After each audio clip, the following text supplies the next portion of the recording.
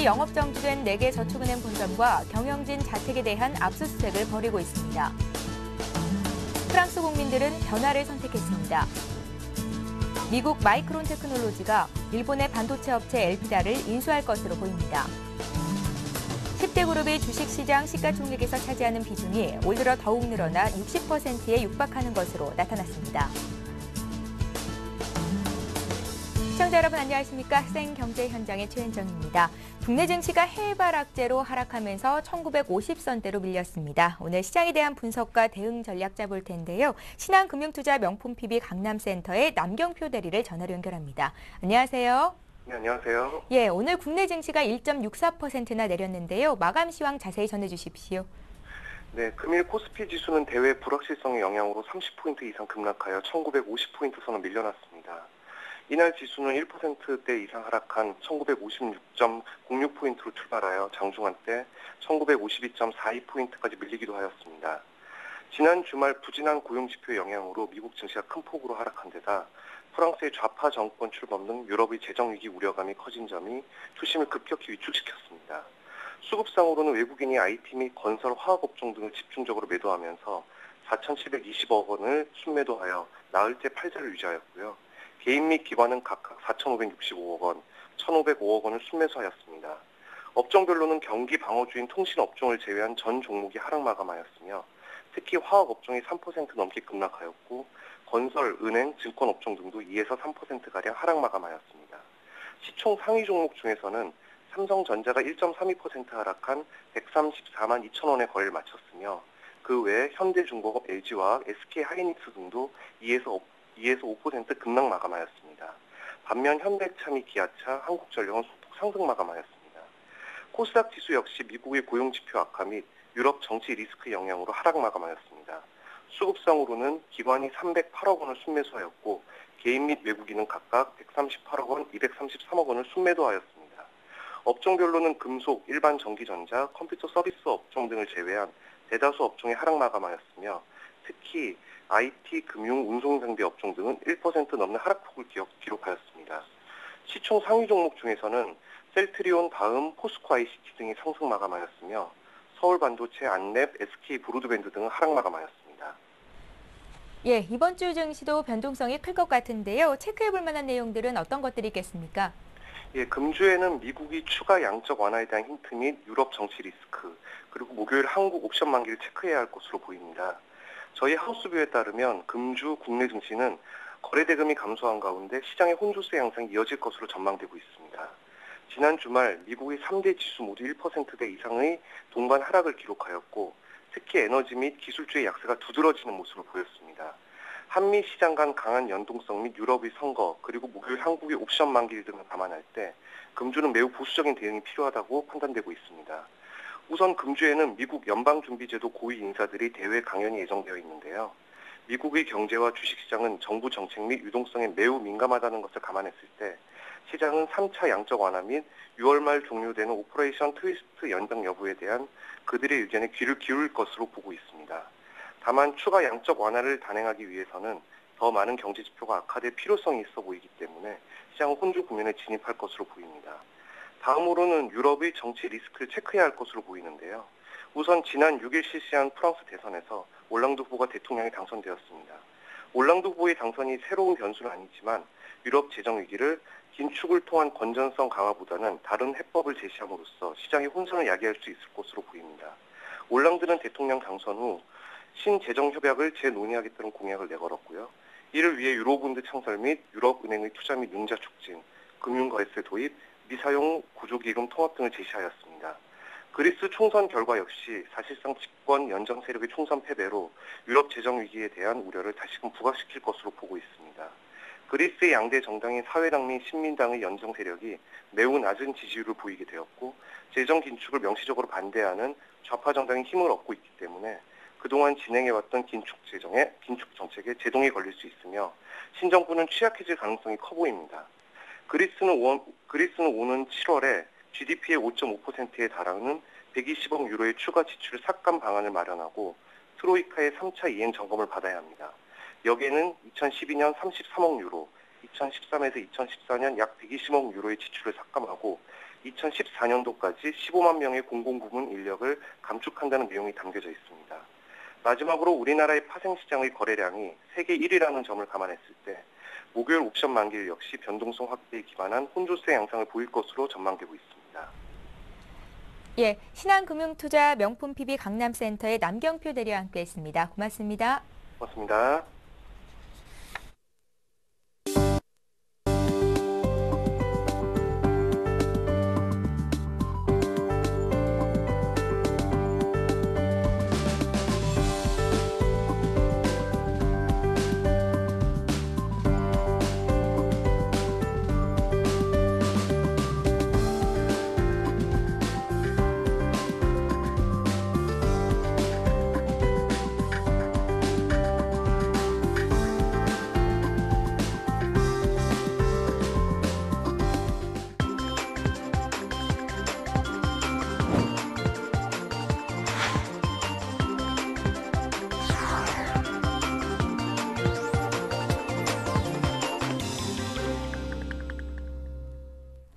오늘의 주요 뉴스를 전해드립니다. 검찰이 영업정지된 4개 저축은행 본점과 경영진 자택에 대한 압수수색을 벌이고 있습니다. 4개 저축은행은 대출 과정에서 차주에 대해 신용조사를 하지 않거나 대출 담보에 대해 허위 감정을 하고 대주주 신용공여 한도와 동일인 대출 한도를 넘긴 혐의 등을 받고 있습니다. 또 이들 은행의 대주주의 임원들은 차명기자 등을 이용해 수백억 원대 회사 돈을 횡령 배임해 비자금을 조성했다는 의혹을 받고 있습니다. 검찰은 이날 압수수색을 통해 확보한 증거물을 토대로 향후 불법 대출 등 혐의가 있는 저축은행 대주주 등 관련자들을 차례로 소환 조사할 방침입니다. 한편 한국거래소는 금융위원회로부터 6개월 영업정지를 받은 솔로몬저축은행과 한국저축은행에 대해 매매 거래를 정지했습니다. 프랑스 국민들은 변화를 선택했습니다. 사회당의 프랑스와 올랑드 후보는 대선 결선 투표에서 집권당 대중운동연합 후보 니콜라 사르코지 현 대통령을 누르고 사실상 당선됐습니다. 이에 따라 프랑스와 미테랑 정권 이후 17년 만에 좌파 대통령 시대가 다시 열렸습니다. 사르코지는 선거 전 막판 맹추격했지만 역전에 실패해 31년 만에 연임에 실패한 대통령이라는 불명예를 안게 됐습니다.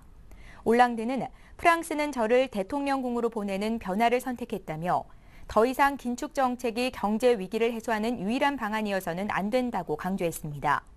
이는 더 이상 긴축 정책을 통한 경제 위기 돌파 정책을 쓰지 않겠다는 것이어서 유럽 경제문제해법의 새로운 변수로 작용할 전망입니다. 미국 마이크론 테크놀로지가 일본의 반도체 업체 엘피다를 인수할 것으로 보입니다. 세계 4위 디램 반도체 회사인 마이크론이 3위 엘피다를 인수하면 SK 하이닉스의 시장 점유율을 넘어서 세계 반도체 시장은 삼성전자, 마이크론, SK 하이닉스 3강 체제로 재편됩니다. 니혼게이자이 등 일본 주요 언론들은 오늘 엘피다가 지난 4일 2차 인수 입찰 마감 후 마이크론을 우선 협상 대상자로 잠정 결정했다고 일제히 보도했습니다. 엘피다 측 법정관리인은 마이크론 측에 매각 의학을 전달할 것으로 알려졌으며 엘피다는 이르면 이번 주 초 마이크론을 우선 협상 대상자로 선정할 예정입니다. 10대 그룹이 주식시장 시가총액에서 차지하는 비중이 올 들어 더욱 늘어나 60%에 육박하는 것으로 나타났습니다. 대기업과 중소기업 간의 주가 차별화에 따른 양극화가 더욱 심해지고 있다는 것입니다. 한국거래소는 4월 말 상호출자 제한기업 집단 중 자산총액 상위 10개 기업 집단 소속 상장법인의 시가총액이 737조 1,770억 원으로 작년 말보다 14.72% 급증했다고 밝혔습니다. 10대 그룹이 거래소 전체 시장에서 차지하는 시총 비중은 작년 말보다 3.21%포인트 상승한 59.21%로 집계됐습니다. 삼성그룹이 올 들어 25.29%나 올라 증가율 1위를 차지했으며 현대차 17.51%, 한진 10.42%, 현대중공업 9.86% 순으로 증가율이 높았습니다. 가계 빚이 지속적으로 늘어나는 가운데 빚을 갚지 못하는 가정은 크게 늘어나 가정경제 붕괴가 우려됩니다. 금융감독원에 따르면 3월 말 국내 은행의 가계 여신 부실채권 비율은 0.71%로 금액으로는 3조 2천억 원에 달했습니다. 가계 여신 부채 비율이 이렇게 높은 것은 지난 2007년 3월 이후 5년 만입니다. 특히 가계대출 가운데 주택담보대출이 치솟아 주택경기 침체가 위험 수위를 치닫고 있습니다. 실제 주택담보대출의 연체율은 0.64%로 5년 6개월 만에 가장 높았습니다. 공정거래위원회가 커피 전문점 스타벅스의 가격 인상 적정성 여부를 따져봅니다. 또 오는 6월에서 7월에는 커피 가격 비교 정보도 공개할 예정입니다. 김동수 공정위원장은 스타벅스의 가격 인상 결정에 대해 인상 요인이 있으면 올려야겠지만 짜고 올리거나 무리하게 올리는 건 안 된다며 실무진들이 왜 커피값이 올랐는지를 보고 있다고 밝혔습니다. 김 위원장은 이어 한국은 커피 원두 최대 소비국으로 커피 가맹점 수가 최근 3년 새 10배 늘었다며 6월에서 7월께 커피 가격 비교 정보를 공개하겠다고 덧붙였습니다. 요즘 스마트폰으로 TV 보시는 분들이 늘고 있는데요. 이러한 손바닥 안의 TV, 즉 모바일 시장을 잡기 위해서 이통3사가 뛰어들었다고 합니다. 오늘 관련된 소식은 정보산업부의 양철민 기자 연결해 들어봅니다. 안녕하세요. 네, 안녕하세요. 예, 모바일 TV 시장에 이통3사가 뛰어들었다고요? 네, 그렇습니다. 우선 국내 1위 이통사인 SK텔레콤의 자회사인 SK브로드밴드가 오는 7월 모바일 TV 시장에 본격적으로 뛰어듭니다. 임진채 SK브로드밴드 미디어 대표는 최근 인터뷰에서 올 여름 런던 올림픽 개막 전에 모바일 TV를 출시할 것이라고 밝혔습니다. 이번에 출시될 모바일 TV는 SK브로드밴드가 서비스하는 인터넷 TV의 다양한 콘텐츠와 편리한 이용자 환경 외에 섬세한 디자인 등을 특징으로 꼽을 수 있습니다. 특히 SK텔레콤의 LTE 서비스 가입자 전용으로 제공될 예정이라 유선 TV와 견주어도 뒤지지 않는 영상 품질이 가능한 전망입니다. 이 외에도 KT와 LG U+는 이미 모바일 TV를 서비스하고 있는데요. KT의 모바일 TV 서비스인 올레 TV 나우는 다운로드 수 220만 건을 돌파했으며 60여 개의 실시간 채널과 2만 3천여 편의 주문형 비디오 서비스를 제공 중에 있습니다. 올레 TV 나우는 KT의 LTE망이나 Y브로에서 이용 가능하며 3G 스마트폰 이용자는 와이파이 존에서도 즐길 수 있습니다. LG U+ 또한 자사 LTE 가입자들을 위한 지난해 모바일 TV인 U+ HD TV를 출시했는데요. 월 5,000원에 이용할 수 있는 U+ HD TV의 가입자는 최근 55만 명을 돌파했으며 LTE 가입자 확대와 함께 꾸준히 늘고 있는 추세입니다. 예, 그렇군요. 근데 한 가지 궁금한 점이 KT와 LG U+는 이미 모바일 TV 서비스를 하고 있는데 국내 이통 1위인 SK텔레콤이 가장 늦었다는 게 이해가 잘 안 됩니다. 이유가 있을까요? 네, 그렇습니다. SK텔레콤의 모바일 TV 출시가 경쟁사보다 늦었던 이유는 기존에 제공 중이던 N스크린 서비스인 호핀과의 사업 중복 때문입니다. 호핀은 PC, TV, 스마트폰, 태블릿 PC에서 하나의 동영상을 쭉 이어볼 수 있게 하는 서비스인데요. 스마트폰 등에서 즐길 수 있다는 측면에서는 모바일 TV와 유사하지만 제공하는 콘텐츠가 한계가 있기 때문에 시장 확장에 한계가 있다는 것이 명확하다는 지적입니다. 이 때문에 뒤늦게나마 별도의 모바일 TV를 출시하는 것이 좋을 것 같다는 SK텔레콤 경영진의 판단이 작용했다는 후문입니다. 이 외에도 모바일 TV 시장이 아직 무르익지 않았다는 판단 또한 뒤늦은 서비스 출시에 영향을 미쳤다는 분석입니다. 예, 이번 SK텔레콤의 가세로 향후 모바일 TV 시장은 기존의 강자인 방송사 그리고 신규 사업자인 이통사 간의 이파전이 될 가능성이 높겠군요. 네, 그렇습니다. 현재 시장에서 가장 눈에 띄는 모바일 TV 애플리케이션은 MBC의 푸크, CJ 헬로비전의 티빙, 나우콤의 아프리카 TV, 판도라의 에브리온 TV 등입니다. 이 가운데 티빙은 최근 가입자 수 330만 명을 돌파했으며 국내 최대 콘텐츠 제공업체인 CJ ENM의 다양한 콘텐츠를 기반으로 해외 시장 진출도 본격화할 계획입니다. 특히 오는 8일에는 이용자 환경을 개편해 편의성을 높인 서비스도 내놓는다는 방침입니다. 시장 조사 업체인 주니퍼 리서치에 따르면 모바일 TV 시장은 내년에 3조 원 규모로 급성장할 전망인데요. 이를 두고 콘텐츠 업체 진영과 수백만 가입자를 기반으로 한 이동통신사 진영 간의 시장 다툼이 치열해질 전망입니다. 예, 모바일 TV 시장 앞으로 각 사업자들은 시장의 주도권을 잡기 위해서 치열한 경쟁을 벌이겠지만 스마트폰 이용자들은 볼거리가 많아져서 좋겠습니다. 양철민 기자 오늘 고생 많으셨습니다. 고맙습니다. 네, 감사합니다.